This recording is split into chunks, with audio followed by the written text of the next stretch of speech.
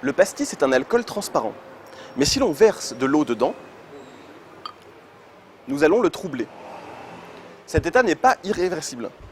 En mettant du produit vaisselle dedans et en agitant légèrement, nous arrivons à lui rendre sa transparence. Mais comment expliquer ce tour de magie?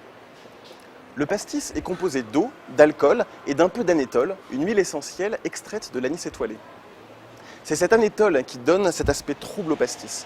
En effet, l'anétole est très soluble dans l'alcool, et tant qu'il y en a beaucoup, comme dans la bouteille de pastis, il arrive parfaitement à se dissoudre. Mais lorsqu'on rajoute de l'eau, on vient perturber le mélange alcool et anétole. L'anétole cherche à s'échapper et va donc se regrouper pour former des millions de micro-gouttelettes. Ces gouttelettes ne font pas plus d'un millième de millimètre. C'est pour ça qu'on ne les voit pas à l'œil nu. En revanche, elles ont la taille idéale pour empêcher la lumière de passer. La lumière va être diffractée dans toutes les directions, le mélange devient opaque et prend cet aspect laiteux. Ce phénomène est d'autant plus rapide que la température est élevée. Voilà une raison supplémentaire de bien mettre un glaçon dans votre pastis. Mais que se passe-t-il alors lorsqu'on met du produit vaisselle dans notre pastis? Les molécules de savon ont une tête qui aime l'eau et une tête qui aime le gras.